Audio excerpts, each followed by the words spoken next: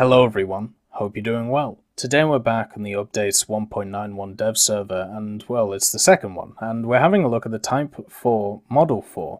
Now this is a new premium machine which is coming to the Japanese tree in updates 1.89. Being at rank 1, it means that it joins its brother, the Type T14 Mod 1, which was just released recently as another premium for rank 1, so you can run them together, I suppose. And at 1.3, when you look at the lineup that the Japanese have, it's not great. You know, the Type T38, I suppose the 25mm is okay compared to everything else. The T1 is awful because of the fact that it has those 7.7s. The 7.7s, if you've never used these 7.7s, they hurt to use, and that's basically because they're very similar to the Vickers ones, which, as we know, you have to get really close to machines to actually do any damage to, and what ends up happening is you just get crippled by whatever machine you've decided to pick a fight with. So having a premium rank 1 1.3 machine which has access to a 37mm and also a 20mm on the booty is very nice. Something you do have to take into account though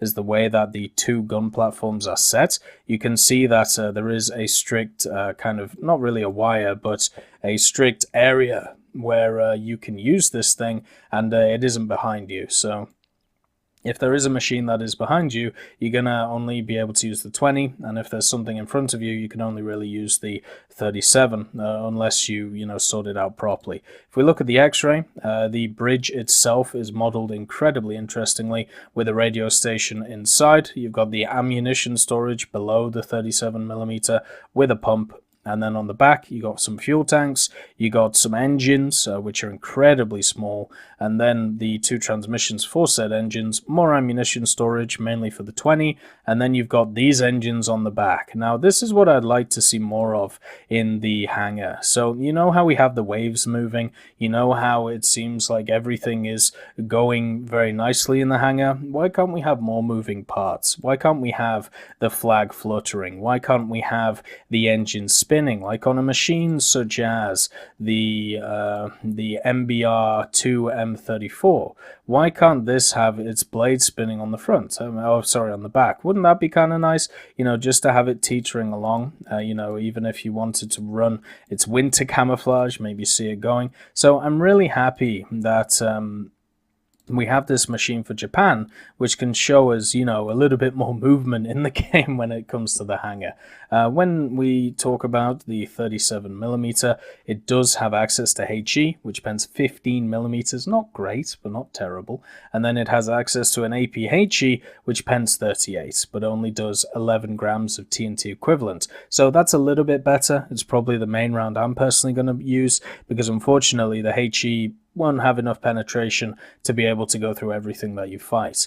The 20mm though does come jam-packed with good penetration, hefty APT, hefty APT on the universal, and the HET rounds is all hef, and then apart from one AP, and then the AP round is all AP apart from one hef. So I'm just running AP on it right now. If you want it to be more of an anti-aircraft role, then you're going to have to use HE on it. Going to be much more useful against the planes of this BR, since a lot of them don't have any armor on them. On top of this, it does have secondary weapons. It gets a bunch of depth charges which sit off the back, and for me, I just have had only negative experiences with depth charges, never any real good ones. Armor wise, there is no protection on this vehicle, meaning that once you get hit hard. And since these engines are modeled as X-ray view, I've got a feeling that you can knock these out. Unfortunately, I can't. I'm not able to test it right now. Hopefully on the live server I'll be able to.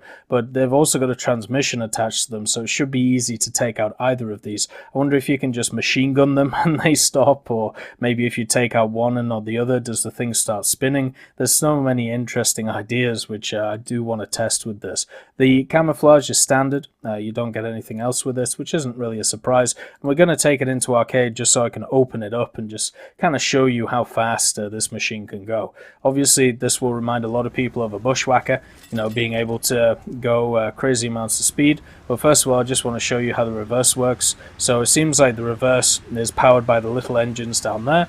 You can go a decent amount in arcade, but once you go forward, whap, whap, whap, here come the main engines, turning on, flying you forward at wonderful speeds to be able to take on the enemy, which is always great. So yeah, it's definitely one of those machines which has a unique sound to it, whether it be the 37. You can see the HE itself not doing a lot of damage, so we switch to AP, and of course the gun starts going up, so at least with the AP we can do a little bit of damage here. But the general noise of the engines, you can kind of hear them if we go here. Then of course the secondary gun and the little 37 plopper gun as well. There's a lot of noises going on this wonderful machine, which is great. It can easily go over 100 kilometers an hour, which is nice to see. It seems to be kind of a standard nowadays for lower tier vehicles, and also it has good turning abilities with the engines. And the smoke, well, not the smoke trails, but the trails which are coming off the engines that you can see, isn't that a really cool, nice effect? Like the ones between them, where if you turn this way, they go a little bit that way. If you turn the other way, they go a little bit. Look at how many little moving parts are on this machine. And the thing is, whenever I look at these, I think about the person who must have put this together and how skilled they are as a modeler or anything like that, since I am just garbage at anything artistry wise. You know, I have a very, very scientific brain, you know, quite direct, you know, quite the imagination is there, but it's there in different areas. Where with this machine, it is much, or with looking at models and stuff in War Thunder or any game really, it's just fantastic for me. Like when my two sisters, so they're fine artists, they are incredibly good at art. They, you know, they're also into photography and they do that for a living. And I'm kind of the oddball out, as I'm the science side of things. And it's just, I've always marveled what my sisters could do, because I technically could never do what they do, because I'm just not born with that skill. But they could do what I do, because all they have to do is read a lot, right? So it's just, it's one of those interesting things to see natural skill from people. And when I look at a machine like this, I just think of the person behind it who's used or harnessed their natural skill to be able to create this machine. Now, will this be a meta machine? No, I don't think so at all. The 37mm for the Japanese has never been one which has ever filled me with any joy. It doesn't do enough damage, it doesn't have a good enough muzzle velocity, it generally just does not feel nice to use, even though the reload on this one seems to be a little bit faster than others.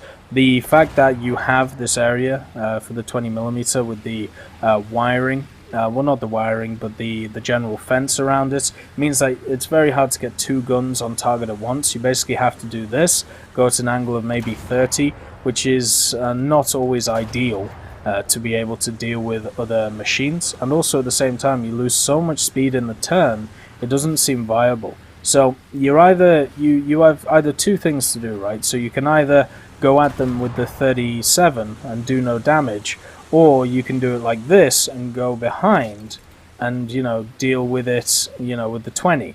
The problem with this, though, is as you can see with this machine, the 20 cannot go between the engines. So your firing arc on the 20 is this, right? And then this. So you've got you've got about what, maybe 30 degrees either side before you, while you can actually shoot stuff. And then you can't shoot on the front at all, and you can't really shoot at the back either. So this back gunner really is struggling when it comes to dealing with ships. Maybe against aircraft it can be useful, but against ships you just don't have enough of an angle. It reminds me of like some of the French turrets on machines like their bombers, where you have decent turrets which has like a 20 on it, or maybe a 20 and a few 7.5s, and the problem you have is the angle of attack is so limited that you can hardly ever use it to be useful. And that's how I see this 20 on the back. So you're limited to using the other gun, which for me is just not serviceable at all. Luckily, if you get you know, lucky enough, you can use depth charges, but it's never really going to work out for you. Normally, depth charges are pretty much a fool's errand in War Thunder. At least, in my opinion, it's kind of a noob trap in a way, just because I'm still waiting to see that magical player that is able to use it really effectively. And the other thing about this vehicle as well, if we have a look at its general rewards, 318% RP, great. Reward is only 120% for SL. Why is it so low? Why is this thing like only 30%? Why is this thing only 45? Like, what happened to these? Like, compare it to like the ships that you see here, right? If you go to just 2.0, 120%. The NTB series is at 60%. Why are these so low compared to every other nation and every other bottom tier stuff? Even the Hargo Commander is at 90%, right? The new T26, 60%. These are too low in order to make, ends meet in these little areas. I would much prefer it to be a little bit higher than 120%, maybe 160, maybe 180. Try and get people to build balances of their Silver Lions instead of, running them out with this. But the Type 4 Model 4, Kichiku Tai Karo, 1944. This was made in 44. Wonderful stuff. It definitely makes and brings a smile to my face for many reasons, but combat effectiveness is definitely lacking. I hope you all have a wonderful day, and I'll see you next time.